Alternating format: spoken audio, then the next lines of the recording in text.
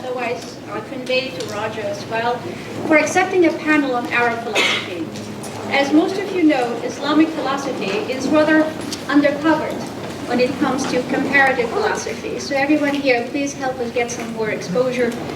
But what to say of Arab philosophy that actually only emerged in the course of the 20th century?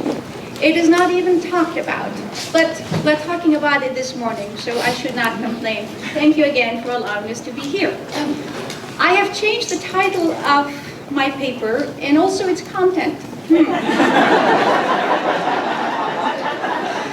But kept the theme of exile. Originally, I thought that Dr. El-Kholy, who is a former student of Hasan Hanafi, Egypt's premier philosopher, I thought she would cover some aspects of her teacher's philosophy. But as you could tell, Dr. El-Kholy is a philosopher of science. And so she says, no, she'll stick to her field. And I think she was very right about that. So considering that I couldn't convince her, I felt like maybe I should do it. I've been talking about Tunisia for over a year, so I'm going to talk about Egypt this time, just for a change of scene, for a change of place. Now, what I do have from my previous paper is a slideshow that I will run through silently. You will understand why.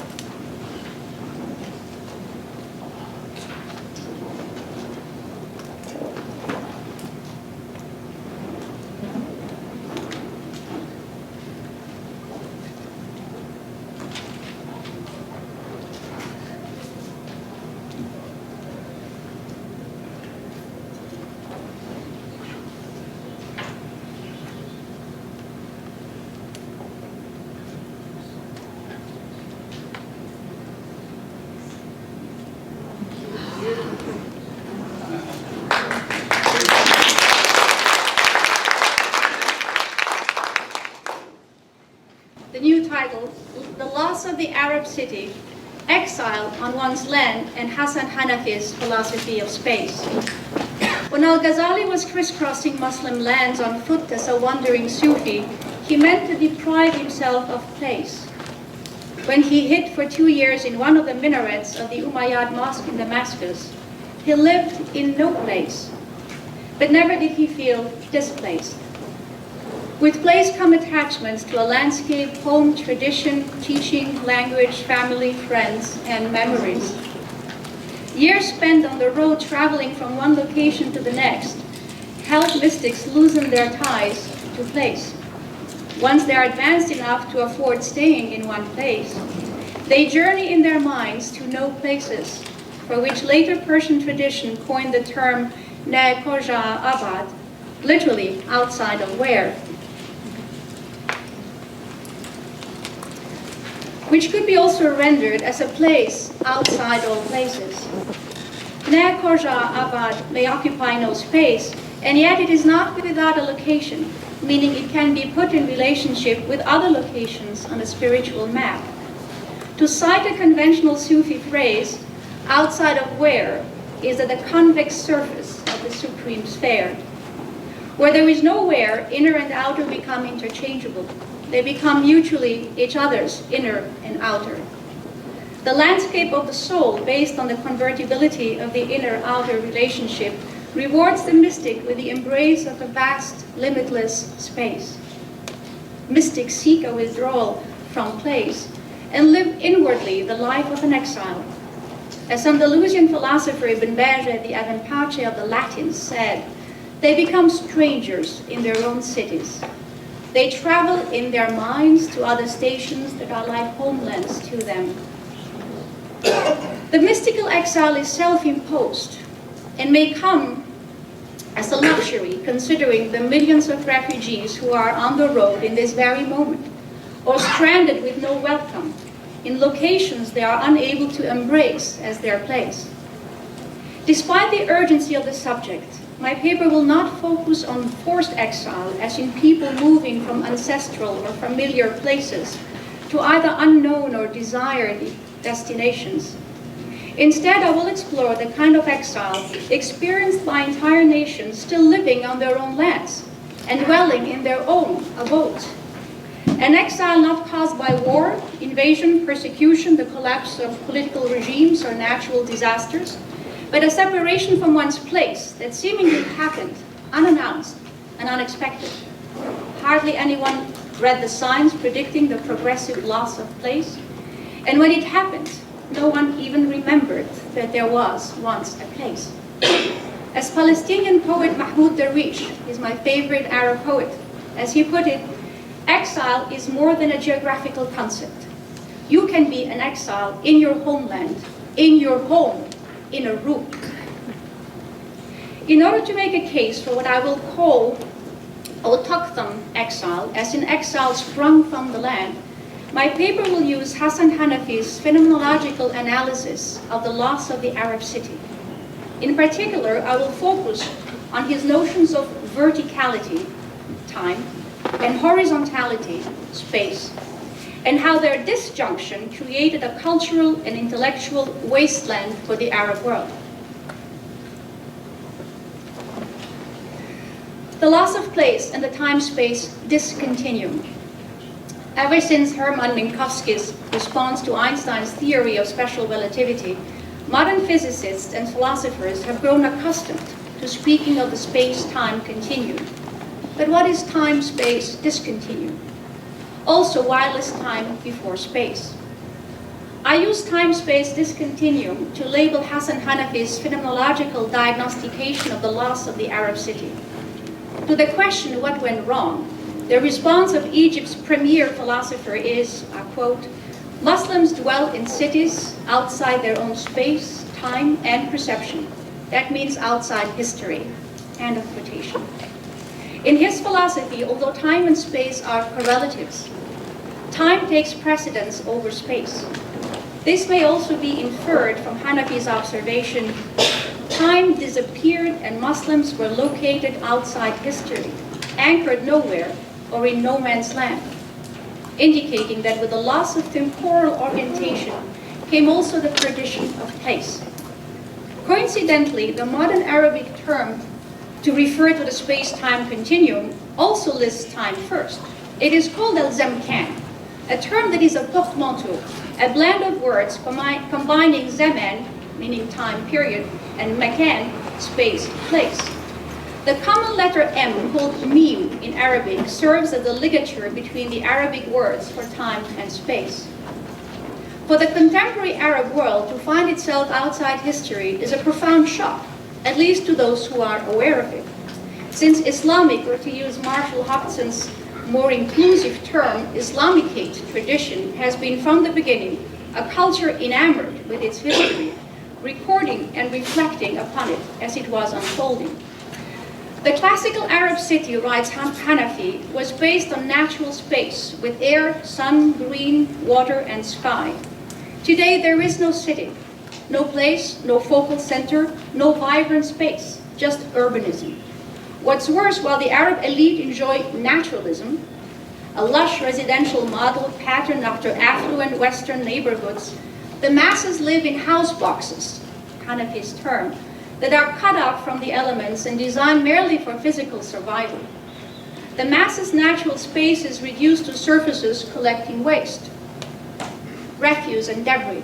The air is polluted, the sun is blocked out by the smog, green is the imagined garden, and the water of the Nile continues to be diverted.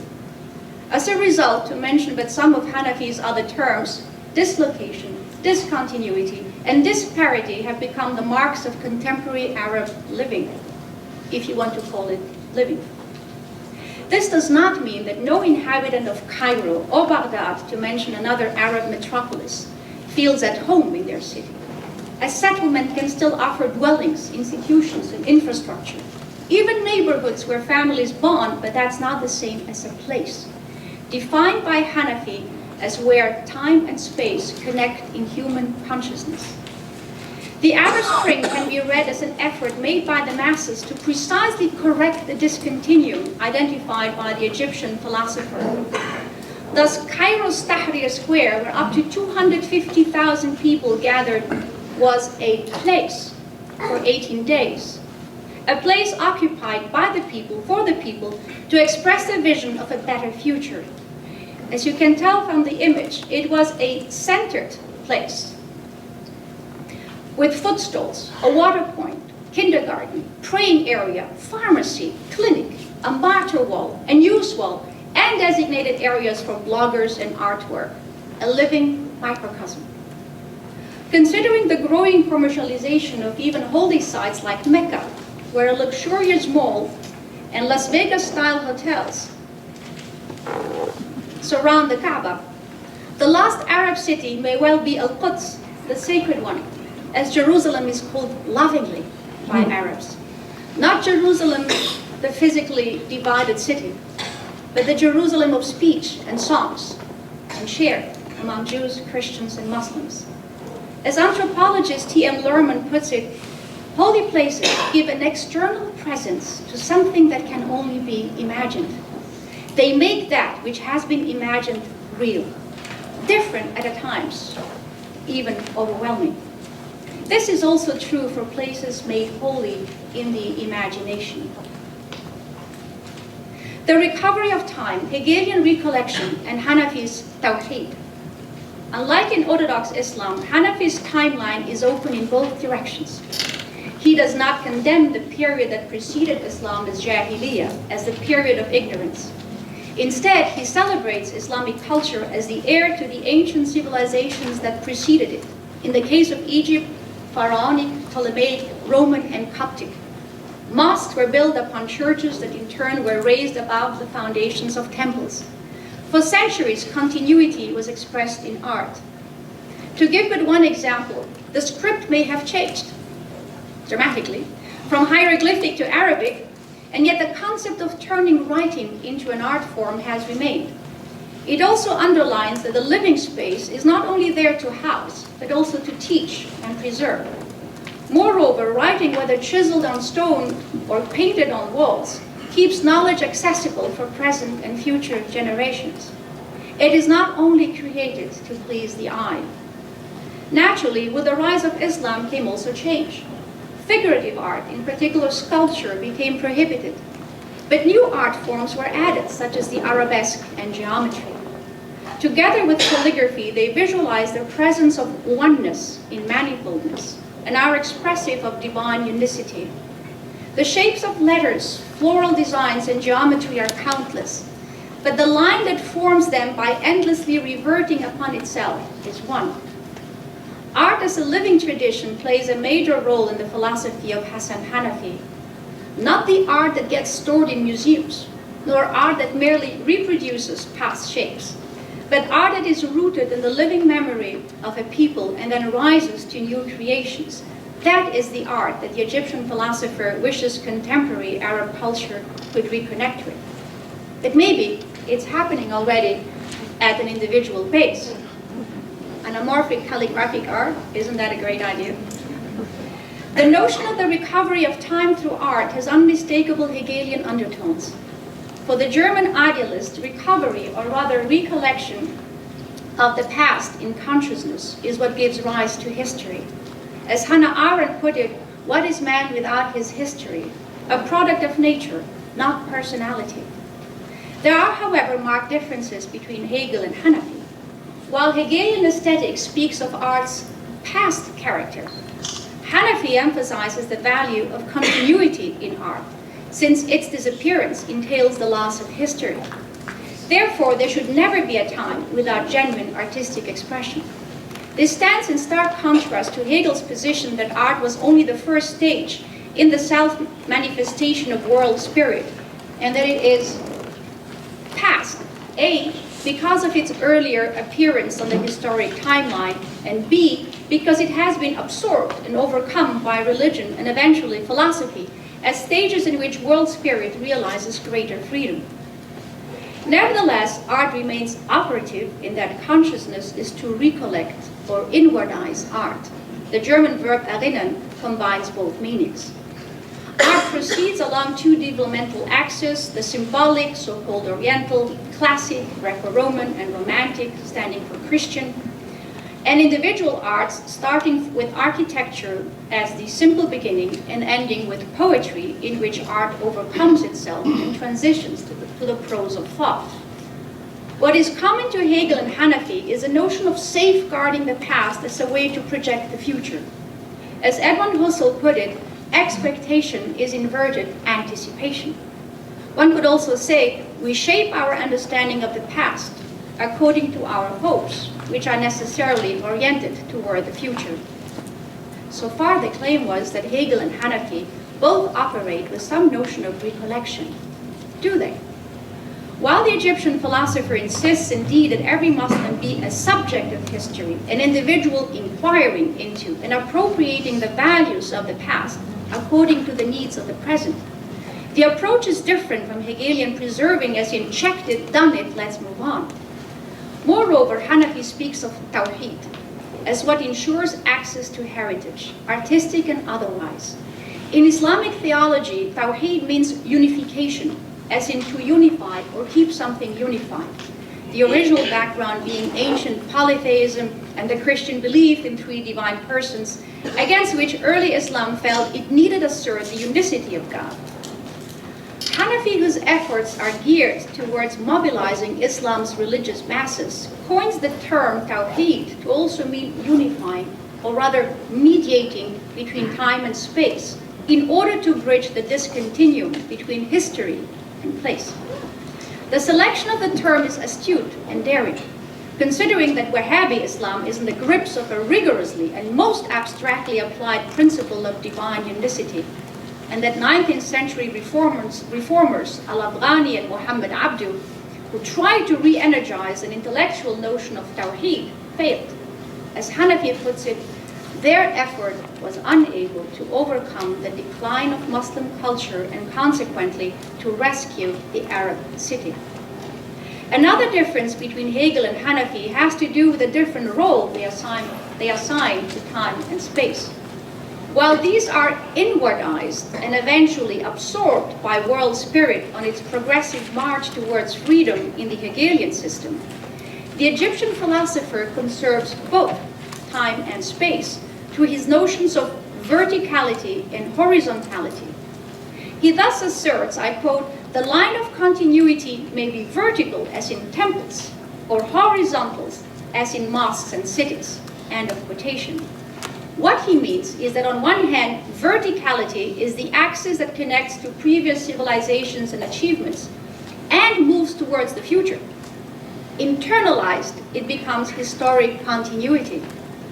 On the other hand, horizontality integrates the dimension of space by focusing on the structures of physical abodes integrated within the centered Arab city. Interiorized, it becomes place. The link between external and internal is facilitated by the fact that the Arabic word makān, Dr. El-Kholy talked about it at length, can be applied to both space and place. And I come to my next section. Hanafi's taxonomy of dwelling. In horizontality lies equity.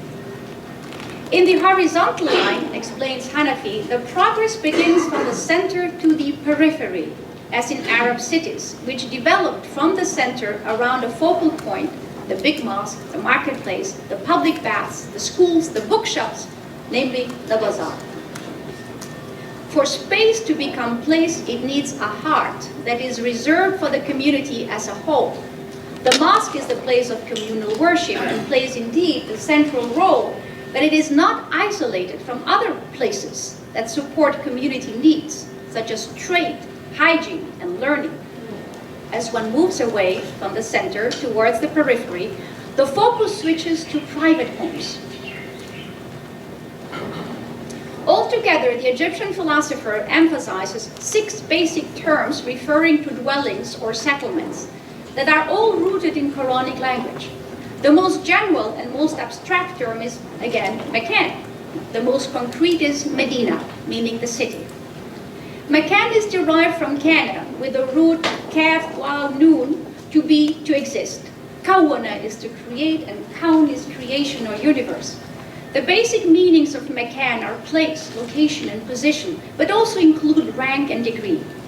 Makān is not necessarily confined to a physical space. I quote Hanafi. It can be far or near, vast or narrow, not as a measured distance, but as feeling and expectation. Space as time is conscious, internal, end of quotation. In its figurative sense, makān is open toward the future and thus holds the promise of creativeness. The next term examined by Hanafi is sakan. From the same root, there is also meskin and mesken, all with the meaning of home, domicile. Sakan is related to the verb sakana, to calm down, to appease, suggesting that the home, the Islamic home, is a place for rest and peace. In fact, the related sakina means quietude. It has its Hebrew counterpart in shekhinah. While another term, sukun, may be rendered as tranquility, confidence, even sweetness.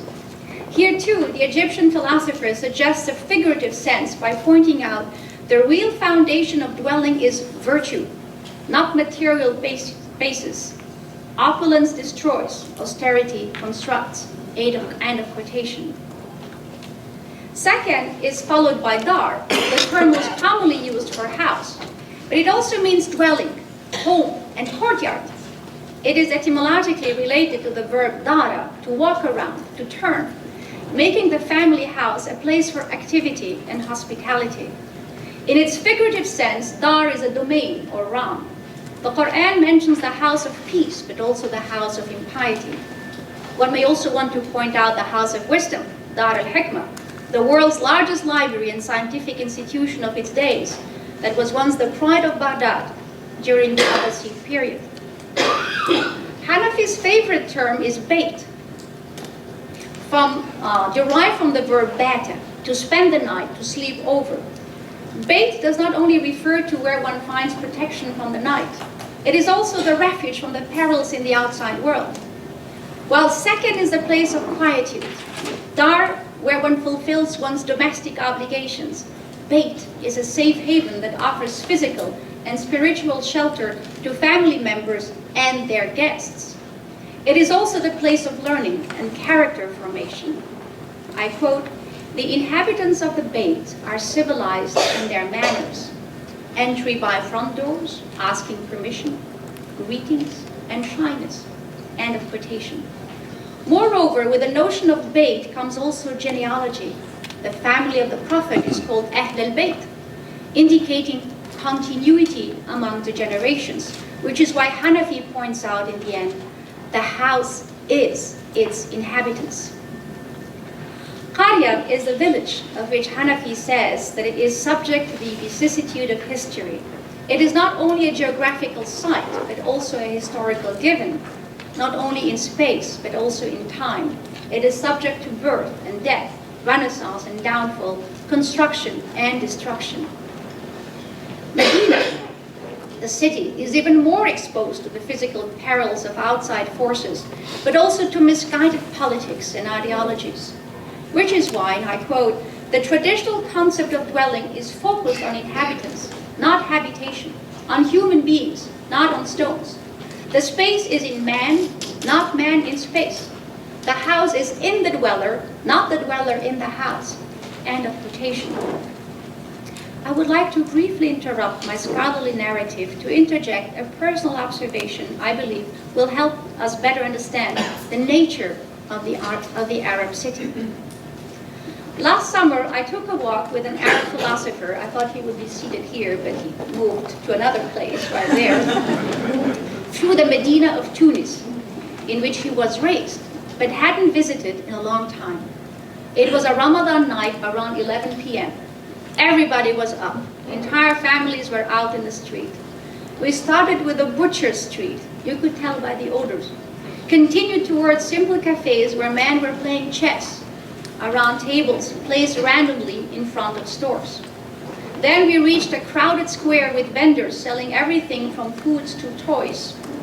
The Tunisian philosopher was reminiscing as we continued our walk. We passed by the mosque where his father had once taught. The sight of a Sufi shrine with walls blackened from a recent fire surprised him. When did that happen? We then moved to quiet streets, where large traditional homes stood, designed to accommodate several generations at a time. A young woman emerged from one of these homes in great excitement and with a beaming self.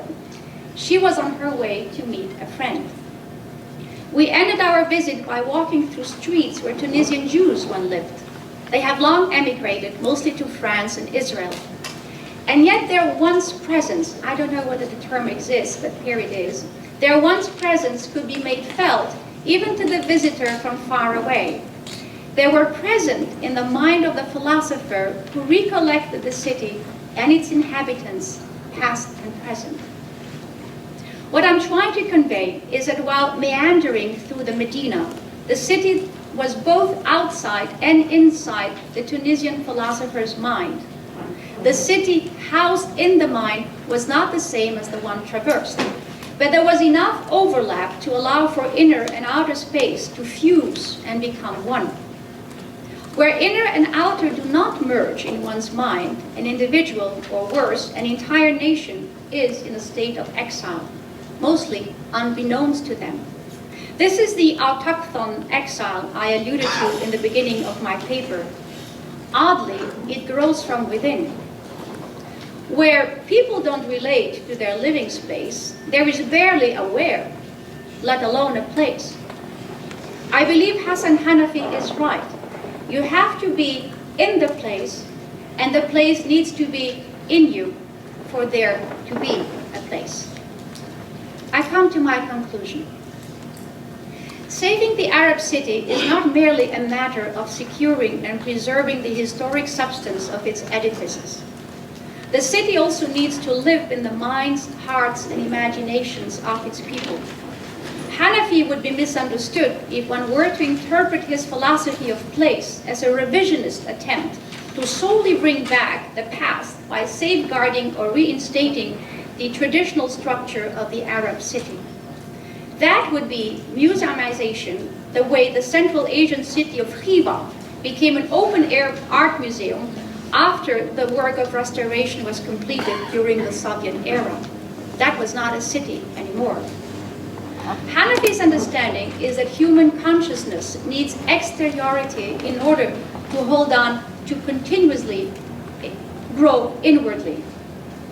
Unlike the mystics referred to in the beginning of my paper, the rest of society should not dispense with the place that is the Arab city. As it spreads horizontally from the center to the periphery, it maintains the ties between all its neighborhoods. The privileging of the center and the separation between the various parts of the city are functionally, not socially, determined. The Egyptian philosopher compares the Medina to the structure of a spider's web, which poses some risk since, as he himself mentions it, the house of spider is a negative Quranic metaphor. Nevertheless, viewed positively, the city as a web allows for a number of useful references. Like a cobweb, in order to function optimally, the city is in need of continuous maintenance. Its structural threads seem fragile, and yet if properly cared for, they are unbreakable. Finally, the slightest contact with one side is felt throughout the web. The entire Arab city vibrates with every move, whether protective or menacing. If the loss of place springs from the loss of time, its retrieval requires that time be recovered first, which could happen precisely with the revival of the Arab city. Unexpectedly, that is where horizontality becomes conducive to verticality. It seems that the meme, the Arab letter for M, right? It seems that the meme that connects Zaman and makān is also the meme of Medina. She is the one that mediates between time and space and creates the much-needed continuum, if only that meme resonates in the consciousness of her inhabitants. A major question, of course, has to do with the Arab house, since there is no Arab city without the Arab house.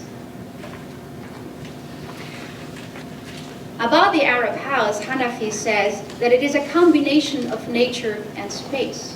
The construction is done around a green area with water springs. The outside is switched to the inside.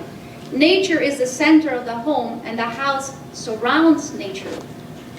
The Arab home relies on courtyard housing to capture the outer world and turn it into its innermost.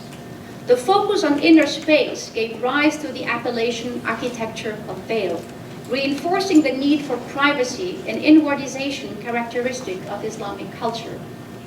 How will contemporary architects transfer this ideal that was once embodied in large homes to more modest, modern dwellings for the masses who couldn't possibly afford a traditional Arab house, so that they could have a place for quietude, domestic activity, hospitality, and learning? That is a topic for another paper and another speaker. One thing is sure, if the new Arab architecture fails to be implemented, it won't be for the lack of talents in the Arab world. I would like to close on a positive note and an optimistic note by using Hanafi's own words. The city is like a bright star in the dark sky of the desert. Cairo almost merging with Alexandria. Thank you.